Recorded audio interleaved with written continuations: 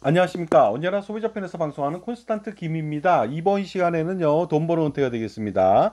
뒤집어 보는 진실. 제가 사실상 실존 문학을 굉장히 좋아하다 보니까요, 실존주의 사상에 심취했죠. 그러다 보니까 사회 부조리에 대해서 굉장히 싫어합니다. 그래서 그걸 경계하고 있고요. 특히 보험 및 금융 쪽의 전문가로서 활동하면서 보험 및 금융의 그 부조리에 대해서 여러분한테 굉장히 많이 안내를 해드리고 있는데 이 부조리 정말로 고쳐야 되고요. 인식해야 됩니다. 그래야지 평생 현명한 선택할 수가 있습니다.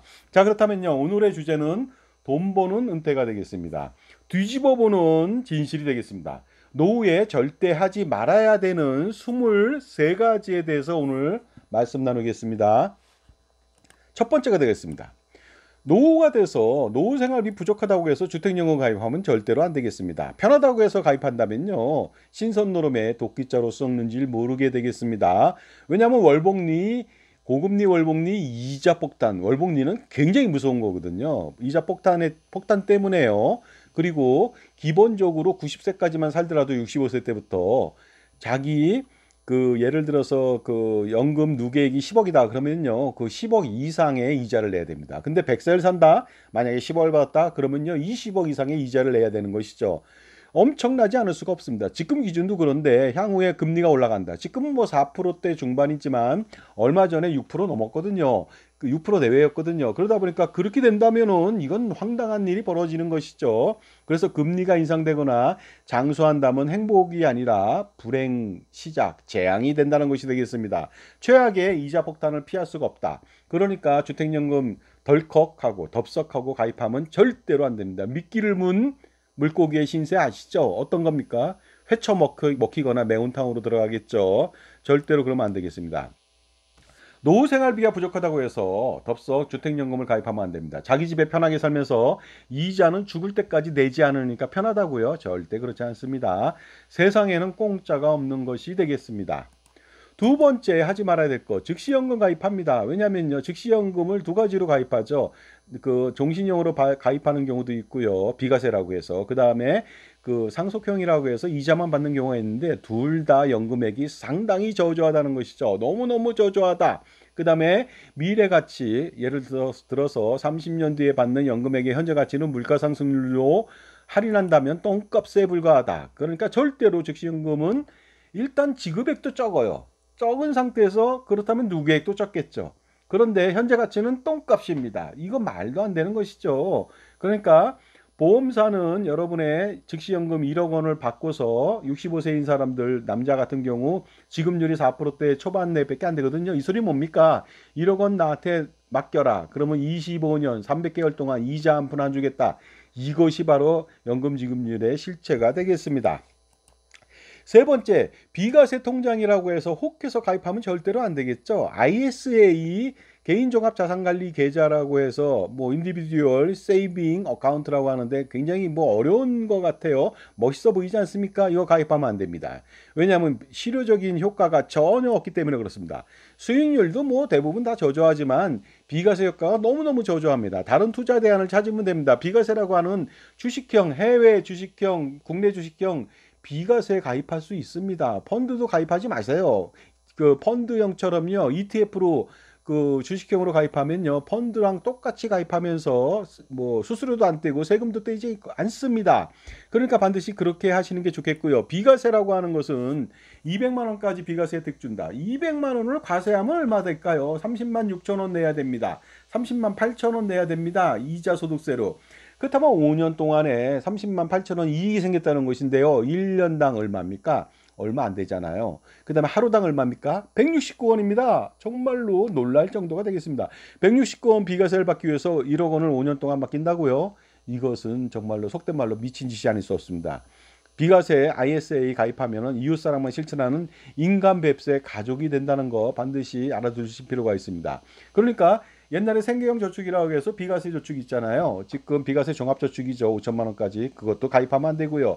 비과세 10년 이상 그 유지했을 때 보험차익 비과세 이건 더더욱 가입하면 안 되겠습니다. 사업비까지 떼고 그다음에 수수료까지 떼니까 보증 비용도 떼고요. 펀드 수수료 이런 것도 떼고 GMAB, GMDB 뭐 각종 다 뗍니다. 수수료만 해도 엄청납니다. 절대로 가입하면 안 되겠습니다. 하물며 비과세도 가입하지 말라고 그랬는데 세금 우대 9.5% 세금 내는 거, 9.9% 세금 내는 거 이런 거 가입하면 되겠습니까? 말도 안 되는 것입니다. 세금 우대 가입하면 안 됩니다. 분리과세 마찬가지가 되겠습니다.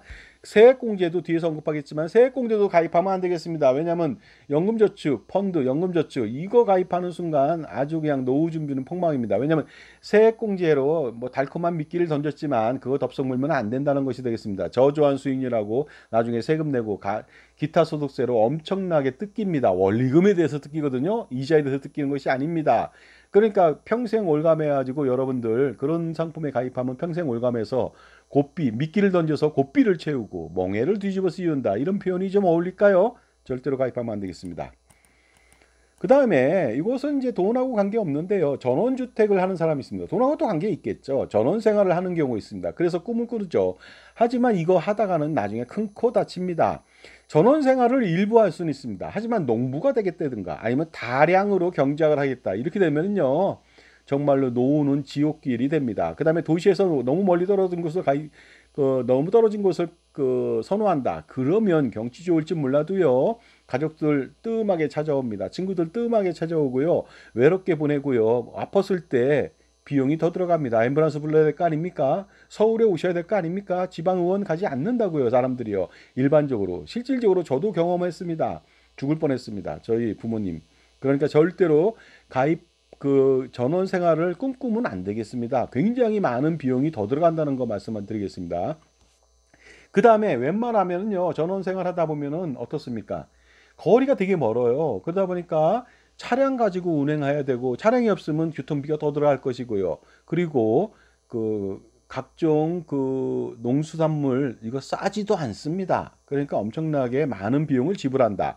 그래서 대부분은 전원 생활을 하지 않고 전원 생활을 포기하고 다시 서울로 귀환하는 경우가 있습니다. 다시 돌아온다는 것이죠. 그러다 보니까 차라리 서울에 집을 두고요. 뭐 수도권에 집을 두고 여러 곳에서 지방이죠. 뭐 제주도가 됐든 속초가 됐든 관계없습니다. 시골이 됐든 한 달 동안 사는 선택 이것이 더 현명하지 않을까 생각이 듭니다. 자, 다섯 번째는요. 은퇴 이민은 뭐 이 과거에 아주 폭발적으로 일어났습니다. 뭐 필리핀이라든가 태국이라든가 따뜻한 곳에 산다. 따뜻할지 몰라도 필리핀 총 맞아 죽을 수 있습니다. 마약으로 걸릴 수도 있습니다. 올가매 갖고요. 그런 일을 당할 수 있다. 그런데 지방도 안 가는 판인데 자녀들이 필리핀까지 가겠습니까? 태국까지 가겠습니까? 가지 않는다는 것이죠. 태국 가서 뭐 오전에 편하게 골프를 친다. 오후에 잠깐 더우니까 누워서 자다가 저녁 때 뭐 근처에 있는 사람들하고 같이 바비큐 파티를 한다. 이것도 1년, 2년이죠. 밤이 되면요. 부부는 둘이서 쳐다봐야 됩니다. 어두운 밤을 외롭게 보내야 된다는 것이죠. 그러다 보니까 대부분의 사람들은요. 낯선 환경의 어려움과 자녀와의 이별, 고독과 싸워야 되기 때문에 역이민이 늘고 있다는 거 아닙니까? 다시 돌아온다는 것이죠. 타지에서의 정말로 최대 고통이라고 하는 것은요. 가족과의 생이별입니다. 네트워크 단절이죠. 아무리 핸드폰으로 문자 보내고 얼굴을 쳐다봐도 그것은 한계가 있는 것이죠. 사랑하는 사람을 쳐다보지 않고 만나지 않고 여러분들 SNS로 평생 50년 동안 사랑하시겠습니까? 절대로 그렇게는 안 하겠죠. 여섯 번째는요. 큰 평수의 주택을 보유하거나 거주하면 안 되겠습니다.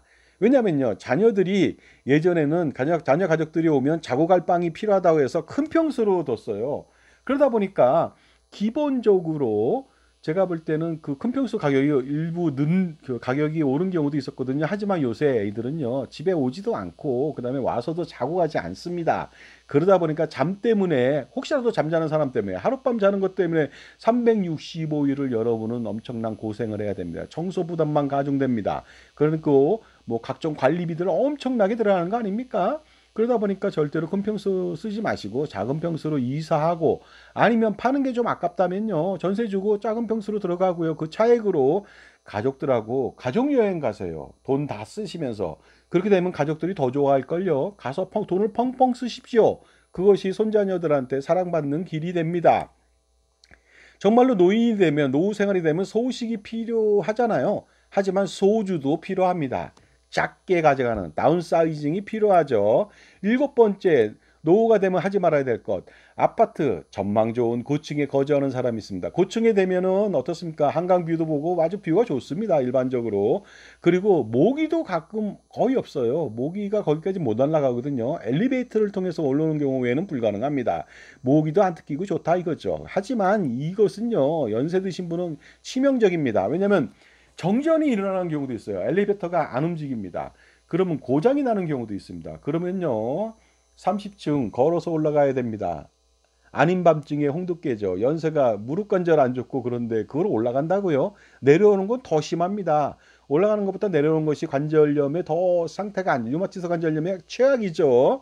이런 고통을 겪으셔야겠습니까? 그 다음에 화재라도 발생됐다 그러면 3층이면 뛰어내려도 죽지 않습니다. 30층이면요. 즉사입니다. 바로. 전쟁 시에도 굉장히 위험합니다. 왜냐하면 내려갔다 올라갔다 황당하지 않습니까? 그 못 내려갑니다. 못 올라가고 굶어 죽어야 됩니다. 고층에 살면은요. 정말로 아주 좋은 뷰가 아니면은 고층까지 살 필요는 없다. 3층 이내가 좋을 것 같습니다. 2층, 3층이요. 물론 2층에 냄새가 좀 나는 경우도 있지만 3층 정도면 괜찮지 않을까 생각합니다.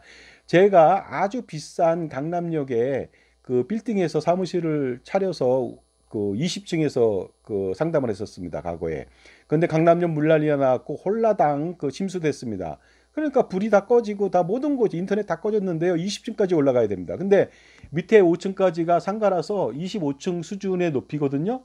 그거를 제가 오르락내리락 했습니다. 25층. 한번 올라가 보십시오. 전기도 없고 물도 없고 올라가 봤자 아무것도 할 수가 없습니다. 왜냐하면 전기도 없고 인터넷도 없고 아무것도 없기 때문에. 땀만 삐질삐질 흘렸죠. 이렇게 되는 겁니다. 그러니까 절대로 젊은 사람도 힘든데 절대로 그러면 안 되겠습니다. 여덟 번째요. 재산이 많은데 재산을 다 물려주는 사람이 있습니다. 그리고 나서 용돈 받아 생활한다. 효도계약서 쓴다. 이것은 말도 안 됩니다. 엎질러진 물이 아닐 수가 없습니다. 왜냐하면 재산을 다 준다면 증여세 부담도 엄청나지만 상속세가 없다는 거 아닙니까? 하지만 재산을 다 물려주면 재산권 행사를 할 수가 없어서 고독한 인생을 즐겨야 됩니다. 즐기는 것일까요? 고독한 인생을 감수해야 됩니다. 그러니까 돈을 다 주고 난 다음에 이빨 빠진 호랑이, 그 다음에 그 뒷방 늙은이 신세가 된다는 거 아닙니까? 참고로 말씀드릴게요. 이방원이요. 태종은 죽기 전에 3년 전에 양위를 합니다. 세종한테. 하지만 다 양위해도 하나는 양위 안 했습니다. 국방에 대한 병권은 절대로 양위하지 않았습니다. 왜냐하면 아들도 못 믿는 것이죠. 왜냐하면 병권을 가지고 있어야 됩니다. 덩샤오핑도 마찬가지입니다. 국가주석 아닙니다. 국방위원장이죠. 어떻게 보면 중국 군사중앙위원회 주석입니다. 하지만 주석보다 훨씬 더 많은 일을 하고 훨씬 많은 대표성을 띠고 독재를 다 진행했습니다. 최고의 권력을 가졌죠. 절대로 그 공산주의 국가에서도 병권은 놓지 않습니다. 그러니까 재산을 다 물려준다. 그러면요. 세금을 줄이고 목숨도 줄이는 기현상을 발생하게 됩니다. 두 가지 다 줄일 수 있죠. 이거 황당하지 짝이 없습니다. 그러니까 콘스탄트 김의 파샬 기부트 부분증이요. 콘스탄트 김의 수렴청정증이요. 그 증여약정을 맺는 거. 그다음에 콘스탄트 김의 NGP 플랜. 이 세 가지 3종 세트를 진행한다면은요. 세금은 줄이고 목숨은 늘리는 이러한 아주 좋은 현명한 방법이 되니까 이것도 한번 컨설팅을 통해서 한번 확실하게 수십억 수백억 절세하면서 목숨은 100세 120세 사는 그런 전략을 콘스탄트 깅하고 한번 나눠보시기 바랍니다. 열 번째는요. 재산을 그렇다고 해서 전혀 안 준다. 이렇게 되면 문제가 뭐냐면 추후 나중에 돌아가셔도요. 자녀들의 원망을 사게 됩니다. 상속세 어떻게 냅니까? 그랬더니 물납으로 내면 된다? 이거 참 어처구니 없는 소리가 되겠습니다. 빌딩을 물납으로 내면요. 기획재정부가 50% 가져간 다음에 공매를 통해서 캠코를 통해서 매각을 합니다. 공매로. 그러면 전혀 생면부지의 사람이 들어옵니다. 혹시라도 그 사람이 조폭이면 어떡할 겁니까? 조폭이 아니더라도 여러분은요. 일반적인 사람이 들어와도 반반 동고정부가 되는 거 아닙니까? 불편한 동거가 되죠. 그러면 헤게모니 싸움 때문에 여러분의 자녀는 반죽음입니다. 지옥길을 가게는 것이죠. 형제자매끼리 가져도 싸움이 나는 판에 남입니다. 생명부지의 사람입니다.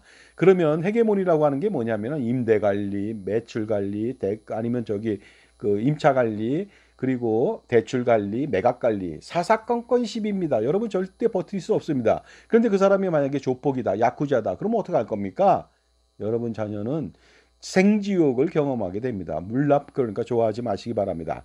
그래서 혹시라도 그 재산을 물려주지 않는다. 그러면 가장 현명하지 못한 방법입니다. 이것은 생명을 단축시키는 것이 아니라 나중에 욕도 먹는 짓이 되겠습니다. 나중에 자녀들한테 제사밥도 먹기 힘듭니다. 자녀들이 그냥 외국으로 날려버릴 거거든요. 그렇게 된다면 죽어서도 자녀들을 찾아가기 위해서 영어를 배워야 하는 고통을 겪어야 됩니다. 공부 다 끝난 줄 알았더니 이게 웬일입니까? 죽고 나서도 영어를 배운다? 말도 안 되는 일이 되겠습니다. 열 번째 하지 말아야 될 것은 재산을 불공평하게 자녀들한테 나눠주는 것이죠. 이것은 최악입니다.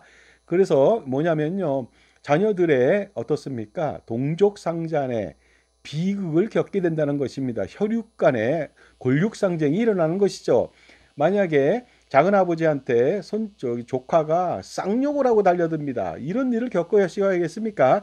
그런데도 불구하고 자녀들 유류분 분쟁을 야기시킨다. 그러면은 유류분으로 주지 않을 수 없는데 소송 비용하고 각종 비용하고 그 다음에 뭐 경비나 시간이나 그 다음에 감정적 손해 그 손실 이거 어떻게 해당할 겁니까? 어떻게 감당할 겁니까? 절대로 안 됩니다. 그리고 죽고 나서 자녀들끼리 평생 원수로 살아가는 원인을 제공하는 게 아버지예요, 어머니예요. 절대로 불공평하게 주면 안 되겠습니다. 아들, 딸 차별하지 맙시다. 장남, 차남 차별하지 맙시다. 친손주, 외손주 차별하지 맙시다. 절대 그러면 안 됩니다. 특히 어떤 좀 어리석은 정말로 노인 같아요. 친손주가 더 좋다, 외손주보다 이렇게 얘기합니다. 제가 말씀드릴게요. 자, 친자간별 안 할 때는요, 외손주가 진짜 자기 핏줄입니다. 그 가능성은 100%인데 친손주는 아닐 가능성이 굉장히 높습니다. 왜 그럴까요? 그것은요, 제가 그 말만 하겠습니다. 며느리가 낳은 아이는 며느리는 내 딸이 아니잖아요. 하지만 외손주는 내 딸이 낳습니다. 바로 내 딸. 누구신지는 몰라도. 그러니까 내 씨입니다. 그죠? 그러니까 반드시 외손주, 친손주, 제가 뭐 외손주를 좋아하라는 건 아니고요. 둘 다 차별하면 안 되겠습니다. 11번째는요. 혹시라도 노년에 청춘의 새맛을 느끼기 위해서 새 출발한다고 재혼을 한다든가 애인한테 애인이 생겨서 내연녀가 생긴다든가 그렇게 해서 재산을 뺏기고 재산을 증여하고 기타 등등에 일어난다. 그러면 본인은 아주 행복한 삶을 겪게 됩니다. 새로운 청춘이 시작됐죠. 하지만 자녀들은 어떻습니까? 지옥을 경험하게 됩니다. 나중에 또 상속 분쟁이 일어납니다. 거기다 애까지 나왔다, 애까지 낳았다, 그럼 난리가 나죠. 혼외자가 됩니다. 그 다음에 애를 낳았는데 내연녀의 자녀를 또 입양을 했다. 그러면 더욱더 난리가 납니다. 그러니까 이러한 상속 분쟁을 야기시키는 거 정말로 현명한 대처가 필요합니다. 대처는요. 이렇게 일에 대한 대처도 있지만 처에 대해서 관리하는 것이죠. 거기에 대해서 중요합니다. 그러니까 기본적으로 조강지처 버리지 마시기 바랍니다. 조강지처가 가장 좋습니다. 이 여자 저 여자 건드려봤자요. 제가 볼 때 경험상 보니 그 조강지처가 최고입니다. 다를 거 없습니다. 이쁘다 몸매 좋다 그거 한순간입니다. 자, 12번째가 되겠습니다. 조론이라고 해서 일본에서 유행했거든요. 서츠공이라고 합니다. 서츠공. 서츠교가 졸업이고요. 콩이라고 하는 것이 혼인이거든요. 그러다 보니까 서츠공이라고 이렇게 단축해서 말을 하는데요. 이거 유행하고 있습니다. 절대 이거 하면 안 되겠습니다. 혼자 사는 인생이 가장 불쌍하죠. 그러니까 서로 부담 주지 말고 공통의 취미를 찾고 함께 여행 등 자주 가야 됩니다. 돈이 좀 있어야 되겠죠. 그러니까 은퇴 준비 잘 하셔야 됩니다. 돈 없는 남편하고 아내는 서츠공 합니다. 그러니까 돈 있으면 아내는 없던 사랑도 새록새록 솟습니다. 여성은요, 나이 든 남편한테 원하는 것은 뭡니까? 돈입니다. 돈이죠. 그러니까 반드시 돈을 더 많이 챙기시기 바랍니다. 서츠공 하느니 차라리 이혼하는 것이 낫습니다. 그러니까 부부가 함께 백년해로 해야 됩니다. 그래야 서로 건강과 장수를 챙겨주고 더 오래 살 수가 있겠죠. 13번째는요. 무리한 운동을 노년에 한다. 노년에 뭐 과시한다 이거죠. 막 근육질 자랑하고 막 그렇습니다. 저도 그런데요. 근데 저는 그렇게 안 하지 않습니다. 관절염 안 걸립니다. 왜냐하면 쥐락펴락 운동, 악력 운동 하거든요. 그 다음에 스텝업이라고 해서요. 그 발꿈치를 들었다 내렸다 땅에 지면에 되지 않고 그러면서 장탄지하고 허벅지하고 그 둔부까지 히프까지 전부 다 근육질을 만들고요. 그 다음에 깔짝깔짝하면서 팔굽혀펴기를 합니다. 옛날에는 정상으로 했죠. 하루에 3,000개씩 했으니까요. 근데 그렇게 하면 관절 다 나갑니다. 그러니까 살짝 한다면은 충분하게 근력을 완성시킬 수가 있습니다. 지금도 제가 근력은 대단하거든요. 악력도 거의 100kg 이상 됩니다. 그러다 보니까 젊은 사람들하고 20대랑 80이면 해도 제가 거의 3% 안에 들걸요. 그 정도입니다. 그러니까 그렇게 해도 충분하게 건강을 유지할 수 있는데 무리한 운동하면 절대로 안 되겠습니다. 등산, 헬스클럽 이거 엄청난 무리한 운동 하면은요, 나중에 관절염으로 고생한 50대 많이 봤고요. 무릎 관절, 인공 관절 써갖고 삶의 질이 엄청나게 떨어진 사람 많이 봤습니다. 여러분, 몸을 단련하면 몸이 건강해진다고요? 잠깐 건강해지죠. 하지만 다르면은요, 모든 건 오래 쓰면 닳게 돼 있습니다. 관절, 특히 연골 같은 경우는 재생도 안 됩니다. 그냥 아웃이죠. 그러니까 가벼운 산책하고 저처럼 뭡니까? 악력 운동, 그 다음에 스텝업 운동 이것만 해도 충분합니다. 그다음에 깔짝깔짝대는 그 팔굽혀펴기 같은 거 그런 거 좀 하면 좋겠습니다.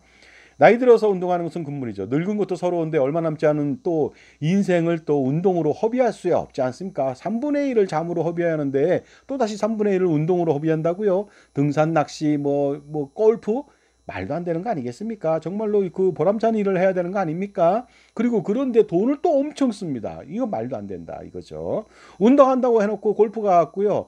그 뭐 전날부터 운동 또 열심히 합니다. 가서 또 엄청나게 먹고요. 끝나고 술 먹고 이거 말이 됩니까? 운동하지 않는 게 낫겠죠. 그 다음에 우리가 기본적으로 골프 얘기 나와서 저도 이제 골프를 쳐봤습니다만은 이제는 안 칩니다만은 한 300m 때리고 나니까 치고 싶지 않더라고요. 그다음부터는. 그런데 기본적으로 골프를 친다? 그러면요. 우리가 그 도끼질 잘하고 장작질 잘하는 마당새한테 돈 주고 배우는 경우 있습니까? 그거? 그냥 뭐 장작질 그냥 잘하나 보다죠. 그냥 내가 채용하면 되는 거 아닙니까? 내가 장작을 팰 필요는 없잖아요. 근데 내가 패더라도 잘 못 패요. 그거 뭐하러 배웁니까? 돈 주고. 그러니까 마찬가지가 되겠습니다. 공을 팬다 이거죠. 그래서 되겠습니까? 실력이 점점 줍니다. 연말이 되면은 뭐 80대까지 갔다가 핸디가 그다음에 연초가 되면 월동 기간 동안에 동계 훈련을 안 하니까 또 100, 110이 됩니다. 그렇게 되다 보니까 계속적인 악순환 점점 멀어지죠. 그래서 시니어 대회에 나갈 게 아니라면 돈 벌 게 아니라면 절대로 골프 치면 안 되겠다는 생각이 듭니다. 그리고요. 14번째는 건강에 소홀하면 절대로 안 되겠습니다. 자녀 배우자한테 짐이 돼서는 안 되겠죠. 누워보세요. 간병 상태 돼보세요. 가족은 생지옥을 경험하게 됩니다. 돈은 돈대로고요. 그 다음에 엄청나게 많은 그런 고생을 해야 된다는 것이죠. 시간과 노력과 그 할애하는 건 이루 말할 수가 없습니다. 그러니까 항상 건강관리 주력하셔야 됩니다. 정말로 뭐 8899 뭐 이런 거 있지 않습니까? 90세까지 팔팔하게 살다가 딱 3일만 그 죽자. 이거 대단한 일이죠. 한국과 일본인 부모님들의 기도하는 방법의 차이가 있습니다. 기도 대상이 다릅니다. 한국은 자녀들의 건강을 위해서 기도를 합니다. 우리 자녀들 건강하라고. 근데 일본 부모는 절대 그렇지 않습니다. 자신의 건강을 위해서 기도합니다. 그러니까 얼마나 이기적입니까? 했더니 그게 아니더라는 것이죠. 일본 사람은 자기가 건강해야 애들한테 짐이 안 된다는 걸 안 겁니다. 우리나라 사람은 헌신적인 사랑을 하는 거죠, 자녀한테. 하지만 결국은 자기가 그 건강하지 못하면 자녀한테 짐이 된다는 그런 생각까지는 못했다는 거 아닙니까? 건강관리 반드시 하시고요. 금주, 금연 반드시 하셔야 되고요. 그 다음에 소식하셔야 되고 다이어트는 절대 하시면 안 되겠습니다. 15번째가 되겠습니다. 노인들하고만 노후에 보시면은 뭐 탑골공원에 노인들 많이 가고 종각의 그 밑에 종묘공원입니까? 종로사가 거기 노인들하고 어울리고 노인정화 가서 어울리고 노인센터에 가서 어울리고 물론 좋을 수 있습니다. 그러나 노인들하고만 어울리면요 쉰 늙습니다. 노인정 가는 것보다 젊은이들하고 같이 소통해야 되겠죠. 그러려면 젊은이들한테 돈 좀 써야 되겠습니다. 하지만 관련된 업무를 종사하고 젊은이들을 가르친다든가 이러한 것을 계속적으로 한다면 좋겠죠. 재능 기부를 하고 교육 및 강의를 한다든가 우리 103세이신 연세대 교수, 명예교수인 김영석 교수님을 좀 본받아 보시기 바랍니다. 얼마나 훌륭합니까? 그래서 평생 은퇴하지 않고 사회활동을 통해서 사회활동 계속하면서 네트워크를 유지하고 노후를 보내야 건강과 장수를 동시에 누릴 수 있고 젊은이들의 기를 받아서 훨씬 더 튼튼하고 청춘을 보낼 수 있고 일단 정신건강이 굉장히 젊어진다는 거 아닙니까? 저는 나이가 좀 들었지만요. 아직도 생각하는 건 20대 초반입니다. 그래서 지속적으로 지적 호기심에 관심이 많습니다. 그래서 그것에 대해서 충족하지 않으면 잠을 못 잘 정도죠. 만약에 그런 거 안 한다면요. TV만 보는 정말로 노후 생활이 됩니다. 지금까지 제 정보가 도움이 되신다면 무료 구독하고 좋아요 부탁드리고요. 멤버십 회원가입을 통해서 보다 다양한 혜택 받아보시고 콘스탄트 김의 증여세 상수세 절세합서 8,500원 딸랑합니다. 사보실 용이 있으시죠? 문의 주시기 바랍니다. 16번째는요. 무계획으로 산다. 되는 대로 사는 거지 뭐. 노후가 되면은 60부터 새 인생이라고 하는데 뭐 대충 살겠지. 그러다 보면 하루 종일 TV만 보게 됩니다. 은퇴 이후에 일과표라든가 월간, 연간 계획 등을 작성할 필요가 있고 일간도 작성하고요. 주간도 작성하고 없으면 나는 책을 읽겠다. 이런 생각도 해보셔야 됩니다. 소일거리를 해야겠다. 이 정도까지는 하셔야 되지 않을까 생각이 듭니다. 만약에 일 없이 산다 하면 쉽게 늙습니다. TV만 보면 쉽게 늙고 치매 발병 확률이 높고 수명도 짧아집니다. 무엇보다도 사는 것이 일단 재미없고 무리하고요. 지겹습니다. 그러면 죽을 날만 기다리는데요. 이거는 생지옥 아닙니까? 마치 시지프의 신화에서처럼 시지프라고 하는 사람이 뭡니까? 돌멩이 굴렸다 내렸다, 돌멩이 굴렸다 내렸다. 이런 반복되는 삶이 최악의 고통입니다. 군대에서도요, 제가 경험한 건데, 어두운 밤에 군화줄을요, 풀었다 꼈다, 풀었다 꼈다, 이것만 반복시킵니다. 사람 죽습니다, 그러면요. 자, 17번째입니다. 전혀 일을 하지 않는다. 은퇴 이후에. 그러면은 일하는 노후가 건강하다는 거 아니겠습니까? 물론 뼈 빠지게 일하면 안 되겠죠. 어느 정도 일을 한다면 소일거리도 되고 시간도 줄일 수 있고요. 사람들과 만날 수 있고 건강하고 돈도 벌 수가 있습니다. 그러니까 하루의 일정이 나름대로 인기 연예인처럼 어느 정도 빽빽할 수가 있다. 너무나 또 과로하면 안 되겠습니다만은요. 어쨌든 노후에 일을 하면서 월 100만 원, 200만 원 받는 것은 대단히 훌륭한 일이죠. 노후 생활비 조달이 엄청납니다. 현재 가치로 받는 것이니까요. 남성은 정말로 100만 원 벌기 어려워요. 근데 여성은요. 건강하다면 그냥 설거지 도와주고 주방일 보조하면 2, 300원 기본적으로 받거든요.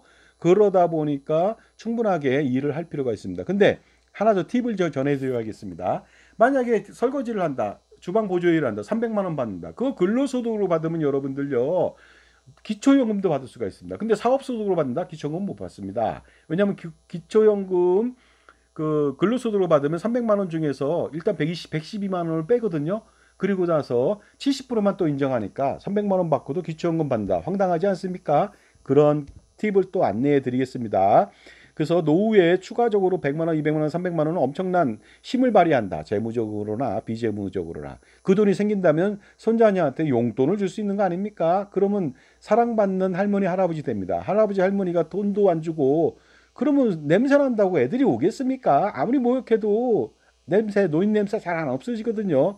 그런데 돈을 줘보세요. 냄새 방독면 쓰고 애들이 찾아옵니다. 할아버지한테 재롱도 피우고요. 춤도 추고 노래도 하고 다 합니다. 그러니까 반드시 돈을 버시고 일을 하시기 바랍니다. 18번째는요. 노후가 돼서 인색하면 절대로 안 되겠습니다. 정말로 동안으로 사는 거 굉장히 좋아하시죠? 동안으로 살면요. 배우자가 지옥길을 갑니다. 자기 부인은 80대인데 60대 같다. 자기는 80대인데 90대 같다. 이게 지옥이죠. 뭐냐면은요. 60대인 그 부인이 가만히 있겠습니까? 90처럼 보이는 남편하고 같이 살겠습니까? 절대 안 산다. 동안으로 사는 것이 중요한 게 아닙니다. 절대로. 뭐냐? 몸이 동안이 아니라 머릿속, 마음이 동안이어야죠. 생각이 동안이어야 됩니다. 그러다 보니까 늙을수록 동심을 견지하는 게 중요하다. 그래서 늙을수록 어린애가 되라고 하지 않습니까? 어린애가 되는 친구를 만나야 돼요. 근데 자꾸만 교활해진다. 그러면 안 되겠죠. 밥값, 술값은 자신이 내야 됩니다. 그래야지. 그러기 위해서는 또 소득 창출을 해야 되겠죠. 돈으로요. 돈과 인격으로 젊은이들의 환심을 사세요. 그 시간을 사세요. 정말로 만약에 그 돈과 뭐 시간과 이런 인격이 없는데도 불구하고 말이 많다. 그러면요. 비참하게 살아야 되고 비참하게 또 자기 돈 내지 않고 얻어먹는다면요. 정말로 그 비참한 늙은이 취급받습니다. 그래서 예를 들어서 또 계속적으로 반복적으로 뭐 재방송하는 사람들이 있습니다. 말도 엄청나게 많아집니다. 기가 위로 올라와서 그런지 모르겠지만요. 이런 식으로 해서 추억만 반복한다면 젊은이들로부터 평생 그 소외받게 되니까 조심하시기 바랍니다. 제가 ROTC 모임에 선배들, 동기, 후배들하고 같이 모여서 저녁 식사하면서 음주를 회식을 한 적이 있습니다. 그랬더니 최고 부자인 고참미 선배가 있더라고요. 그래서 이제 형식상 예의를 갖추고 들어줬어요. 얘기를 들어줬는데 놀랍게도 2시간 반 동안 혼자 다 얘기합니다. 알아듣지도 못하는 얘기 갖고 막 주절주절 되는데요. 정말 조미수실 정도입니다. 말할 기회를 안 줘요. 그 많은 사람 10명이 되는데 그리고 나서 마지막에 제가 총무였거든요. 회비 내는데 n분의 1 3만 원 내고 가더라고요. 똑같이 후배도 3만 원 내는데 말한 값은 내야 되는 거 아닙니까? 그런데 나중에 제가 이랬어요. 다시는 나오지 마세요. 예? 이 사람이 정신 나간 사람 아닙니까? 선배 후배 떠나서 말도 안 되는 소리입니다. 그러면 말한 값은 내야죠. 절대로 그런 일을 하면 안 되겠습니다. 그리고 부자이면서 돈 자랑을 하면서 절대로 또 인색한 사람이 있어요. 그런 사람하고는 절대로 같이 골프도 치면 안 되고 만남도 가지면 안 됩니다. 정말로 시간이 아깝습니다. 19번째는요. 국민연금 연기하면 절대 안 됩니다. 연봉 1억, 2억 받습니까? 그때 연기하세요. 하지만 뭐 5천, 6천, 5,400만 원 받아도 삭감 없습니다. 그냥 하세요. 그냥 그 6천, 7천이라도 감액되는 거 뭐 2, 3만 원도 안 됩니다. 그러니까 정상노령연금 받아갖고 투자하시면 훨씬 더 낫습니다. 그러다 보니까 반드시 연기연금 하라고 하는 사람들 얘기 들으면 절대로 안 됩니다. 그 사람하고 거리를 둬야 되겠죠. 왜냐하면 여러분의 노후를 망치게 만드는 사람일 수가 있기 때문에 그렇습니다. 특히 연기연금 한다면요. 136%에 혹해서 가면 절대 안 됩니다. 왜냐하면 136% 준다고 해서 유정연금, 장애연금이 똑같이 136% 되는 거 아닙니다. 100%밖에 안 줍니다. 그 다음에 조기 사망 리스크는 점점 더 많겠죠. 그러다 보니까 정상노령연금을 받아서 투자하는 것이 좋습니다. 투자 힘들다고요? 저축은행에 넣으세요. 그게 훨씬 더 안전하고 유리하니까 반드시 정상노령연금 선택하시기 바랍니다. 그리고 국민연금, 조기연금 받으면 절대로 안 됩니다. 돈이 없어서 받는 경우는 어쩔 수가 없습니다. 그럴 때는 뭐 돈이 없으니까 어쩔 수 없죠. 하지만 소득을 발생시키면 되죠. 그런 것도 있는데요. 손해가 막심합니다. 76세만 살더라도 정상노령연금이 훨씬 좋다. 그러니까 장수하면 최악의 손실을 보게 됩니다. 그리고 소득 창출 시 지급정지도 되거든요. 나중에 목돈 내야 됩니다. 그런데 이건 뭐 좋은 일이죠. 나중에 더 받으면 되니까요. 하지만 그 조기연금 받으면 또 일을 하지 않겠다는 의지가 생기는 거 아닙니까? 그러니까 이래저래 조기연금 받으면 안 되겠습니다. 정말로 돈이 없고 활동할 수 없다면 그때 조기연금 받으시기 바랍니다. 노후가 되면요. 제발 60대, 70대 되신 분들 좀 조심하실 필요가 있습니다. 제가 많이 보거든요. 아니 어떻게 동시대를 사는데 어떻게 제멋대로 저렇게 살까? 에티켓을 지키시기 바랍니다. 교통질서 지키세요. 새치기 하지 마세요. 자리 마음대로 막 차지하지 마세요. 대중교통 이용 시 반드시 조심하시고 에티켓 지키시기 바랍니다. 다른 사람하고 같이 타는 거 아닙니까? 그러다 보니까 또 젊은이들이 말 걸거나 지가 걸 때 무턱대고 처음부터 반말하고 무례하게 하지 마십시오. 왜냐하면 그 사람들도 인격체거든요. 반말하는 사람한테 얘기하겠습니까? 예를 들어서 과거에 이런 속담이 있자, 이런 예화가 있잖아요. 뭐 인걱정이 무슨 예를 들어서 뭡니까? 그 도살업을 하고 푸주한이라고 하겠습니다. 그래서 야 인걱정아 꺽정아 그 고기 세금만 줘 많이 줘 이놈아 그러면서 이 종놈이라고 천한놈이라고 얘기하면 그 사람이 세금 제대로 주겠습니까? 근데 어떤 사람은 내오하면서 말을 했더니 세근이 아니라 6건을 주더라는 거죠. 그러니까 양반이 얘기했다는 거 아닙니까? 왜 쟤는 6건이라고 하냐? 그랬더니 저 사람은 나한테 임서방이라고 불렀어요. 당신은 나 때 야 이 천한거사하고 불렀잖아요. 그런 일화를 반드시 알아보시기 바랍니다. 나이 먹었다고 해서 마음대로 행동하는 사람이 정말로 많더라고요. 요새 빨간불인데 막 건너는 사람이에요. 그래서 제가 아저씨 건너지 마세요. 그러면 쳐다보고 비웃고 갑니다. 왜 내 멋대로 하지? 내 멋대로 하는데 네가 뭔 소리야? 나 살 만큼 살았어. 이런 식인 것 같아요. 차를 잘못돼갖고 제대로 되세요. 그랬더니 빠져나갈 수 있잖아. 한번 재볼까? 그래서 내가 말을 하죠. 이 사람이 정신이 나갔나? 빨리 빰 빼?